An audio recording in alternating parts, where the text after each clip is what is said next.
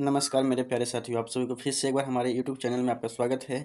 तो आज की इस वीडियो में फिर हम आपके लिए 25 क्वेश्चन लेकर आए हैं। ठीक है, तो आज का वीडियो बहुत ही महत्वपूर्ण होने वाला है। तो चलिए आगे बढ़ते हैं और आपका पहला सवाल है सवाल नंबर 1। सवाल नंबर 1 कहता है कि निम्नलिखित में से कौन सा धातु पृथ्वी की भूप्रपट्टी में सबसे प्रचुर मात्रा में पाया जाता है। तो ये कौन सा धातु है भाई? तो इसका सही जवाब हो जाएगा option number C. Option number C कौन सा है? ऑक्सीजन। ठीक है, चलिए आगे बढ़ते हैं और इसी प्रकार से आपका अगला सवाल है सवाल नंबर 2। सवाल नंबर 2 है कि हाल ही में किसे राष्ट्रीय मानवाधिकार आयोग का अध्यक्ष नियुक्त किया गया है। तो किसे किया गया है दोस्त? तो इसका सही जवाब हो जाएगा ऑप्शन नंबर बी, न्यायमूर्ति वी राम सुब्रमण्य। ठीक है, चलिए आगे बढ़ते हैं और आपका अगला सवाल है सवाल नंबर 3। हाल ही में किस कंपनी को लगातार दूसरी बार कार्य करने के लिए सर्वोत्तम स्थान का प्रमाण पत्र प्राप्त हुआ है? देखिए बहुत ही अच्छा सवाल है। देखिए, हाल ही में किस कंपनी को लगातार दूसरी बार कार्य करने के लिए सर्वोत्तम स्थान का प्रमाण पत्र प्राप्त हुआ है? तो भाई ये कौन सा कंपनी है? तो ये कंपनी है, इसका सही जवाब हो जाएगा option number A. Option number ए कौन सा कंपनी है? तो सेल कंपनी है। ठीक है, तो चलिए आगे बढ़ते हैं दोस्त और आपका अगला सवाल है सवाल नंबर 4। सवाल नंबर 4 है कि भारत ने 700 अरब डॉलर विदेशी मुद्रा भंडार के साथ दुनिया में कौन सा स्थान हासिल किया है? तो कौन सा स्थान हासिल किया है दोस्तों? इसका सही जवाब हो जाएगा option number D. Option number D चौथा स्थान। कौन सा स्थान? चौथा स्थान। तो चलिए आगे बढ़ते हैं और आपका अगला सवाल है सवाल नंबर 5। सवाल नंबर 5 है कि हाल ही में किस देश के पूर्व राष्ट्रपति और नोबेल पुरस्कार विजेता जिमी कार्टर का निधन हुआ है? बताइए किसका हुआ है? तो ये इसका सही जवाब हो जाएगा ऑप्शन नंबर बी। इसका सही जवाब हो जाएगा ऑप्शन नंबर बी। क्या हो जाएगा? अमेरिका का। अगला सवाल है सवाल नंबर 6 कि चर्चित वेम्बनाड झील किस राज्य की सबसे बड़ी और भारत की सबसे लंबी झील है? तो ये किस राज्य का है? तो ये हो जाएगा इसका सही जवाब ऑप्शन ए। ऑप्शन ए क्या हो जाएगा? केरल राज्य का। किसका हो जाएगा? केरल राज्य का। चलिए आगे बढ़ते हैं और आपका अगला सवाल है सवाल नंबर 7 कि वर्ष 2024 में भारत का कुल वस्तु और सेवाओं का निर्यात कितने अरब डॉलर पार करने का अनुमान है? बताइए कितने अरब डॉलर पार करने का अनुमान है? तो इस क्वेश्चन का सही आंसर आपको हो जाएगा ऑप्शन नंबर बी। क्या हो जाएगा? ऑप्शन नंबर बी 814 अरब डॉलर। 814 अरब डॉलर। चलिए आगे बढ़ते हैं दोस्त और आपका अगला सवाल है सवाल नंबर 8। सवाल नंबर 8 में है, देखिए कि हाल ही में भारतीय सेना ने 14,300 फीट की ऊंचाई पर पैंगोंग झील के तट पर किस मराठा योद्धा की एक प्रतिमा स्थापित की गई है? तो किस मराठा योद्धा की गई है? तो बताइए इसका सही जवाब हो जाएगा option number C. Option number C किसका किया गया है? तो शिवाजी का। ये हम पिछले वीडियो में आपको बताए थे। ठीक है, तो चलिए आगे बढ़ते हैं और आपका अगला सवाल है सवाल नंबर 9। सवाल नंबर 9 कहता है कि अमेरिका का चर्चित H-1B वीजा अधिकतम कितने वर्षों के लिए जारी किया जा सकता है? अधिकतम कितने वर्षों के लिए जारी किया जा सकता है? तो इस क्वेश्चन का सही जवाब हो जाएगा option number C. Option number C क्या हो जाएगा? 6 वर्ष के लिए। कितना? 6 वर्ष के लिए। चलिए आगे बढ़ते हैं दोस्त और आपका अगला सवाल है सवाल नंबर 10 कि वर्तमान में कौन सा देश 2023-24 में सर्वाधिक कोयला उत्पादक देश बना है? ये कौन सा देश है? तो इस क्वेश्चन का सही जवाब हो जाएगा option number A. Option number ए कौन सा देश हो जाएगा? तो भारत देश। चलिए आगे बढ़ते हैं दोस्त और आपका अगला सवाल है सवाल नंबर 11। सवाल नंबर 11 है कि वर्ष 2024 में तेलंगाना राज्य में अपराध में की वृद्धि दर्ज की गई है। कितना प्रतिशत वृद्धि दर्ज की गई है? तो इस क्वेश्चन का सही जवाब हो जाएगा 22%। कितना हो जाएगा? 22% अपराध की वृद्धि हुई है। चलिए आगे बढ़ते हैं और आपका अगला सवाल है सवाल नंबर 12।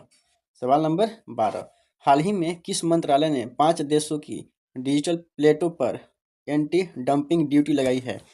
तो बताइए किस मंत्रालय का हो जाएगा? तो इस क्वेश्चन का सही जवाब हो जाएगा आपका ऑप्शन नंबर बी।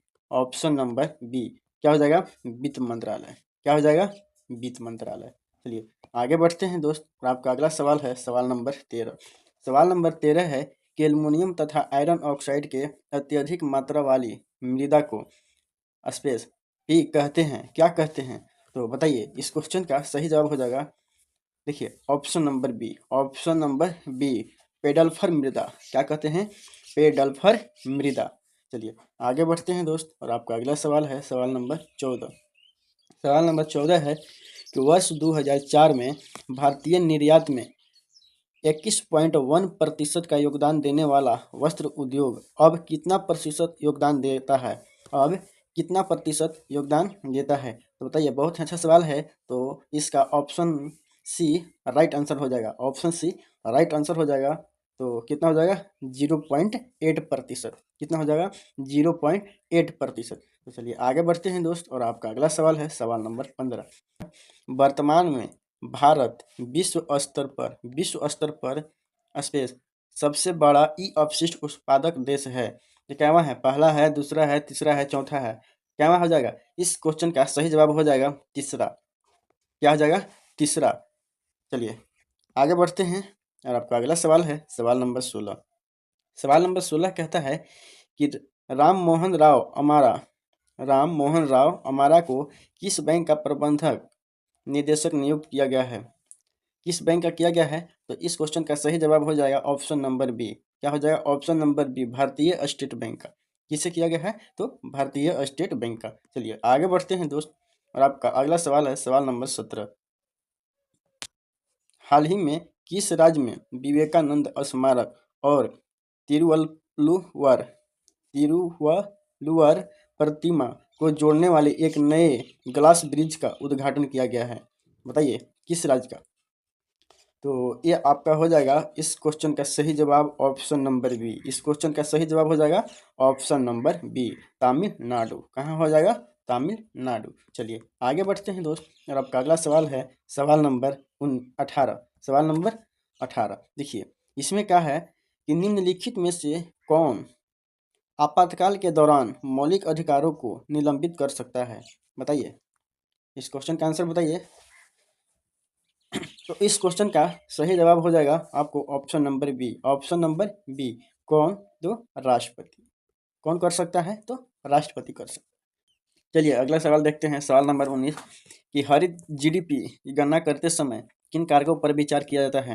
किन कारकों पर विचार किया जाता है? तो इस क्वेश्चन का सही जवाब हो जाएगा ऑप्शन सी। ऑप्शन सी, पर्यावरण अवनति और प्रदूषण पर। पर्यावरण अवनति और प्रदूषण पर। चलिए आगे बढ़ते हैं दोस्त, और आपका अगला सवाल है सवाल नंबर 20 कि निम्नलिखित में से कौन सी योजना भारत में मौजूदा रामसर स्थलों के संरक्षण पर केंद्रित है? तो इसका सही जवाब हो जाएगा option number A. Option number A, Amrit Dharohar Yojana. क्या हो जाएगा? अमृत धरोहर योजना। चलिए आगे बढ़ते हैं, और आगे बढ़ते हुए आपका सवाल नंबर 21। सवाल नंबर 21 है कि बारदोली सत्याग्रह निम्नलिखित में से किस वर्ष हुआ था? तो किस वर्ष हुआ था दोस्त? तो इस क्वेश्चन का सही जवाब हो जाएगा option number A. Option A, option A 1928 ईस्वी में। ठीक है, चलिए आगे बढ़ते हैं, और आपका अगला सवाल है सवाल नंबर 22 कि निम्नलिखित में से कौन सा देश हाल ही में ब्रिक्स समूह का 10वां पूर्ण सदस्य बना है? तो ये कौन सा देश है? तो इस क्वेश्चन का सही जवाब हो जाएगा option A. Option A, Indonesia. ये कौन सा देश है? तो इंडोनेशिया देश है। चलिए आगे बढ़ते हैं, और आपका अगला सवाल है सवाल नंबर 23। सवाल नंबर 23 कहता है कि धम्म शब्द एक प्राकृत शब्द है जिसका संबंध प्राचीन भारत के निम्नलिखित में से किस शासक से है? तो किस शासक से है? इस क्वेश्चन का सही जवाब देखिए क्या हो जाएगा, बताइए आप लोग, कमेंट कीजिए। तो इस क्वेश्चन का सही जवाब हो जाएगा option number D. Option number D, option D, Ashok. किस शासक का हो जाएगा? तो अशोक का। चलिए आगे बढ़ते हैं, और आपका अगला सवाल है सवाल नंबर 24। सवाल नंबर 24 में है कि हाल ही में पंचायत से संसद 2.0 पहल का उद्घाटन किसने किया? बहुत ही अच्छा क्वेश्चन है, एक बार फिर से रिपीट करते हैं कि हाल ही में पंचायत से संसद 2.0 पहल का उद्घाटन किसने किया? किसने किया भाई? इस क्वेश्चन का सही जवाब हो जाएगा option B. Option B, Om Birla. Om Birla. चलिए आगे बढ़ते हैं, और आपका अगला सवाल है सवाल नंबर 25।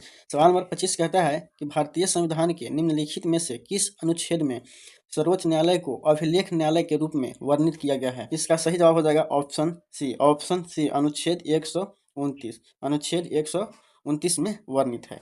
चलिए दोस्त, आज के इस वीडियो में इतना ही। मिलते हैं अगले वीडियो में। और अगर आपको वीडियो अच्छा लगा हो तो लाइक, सब्सक्राइब और अपने दोस्तों के साथ शेयर जरूर कीजिएगा। चलिए, धन्यवाद।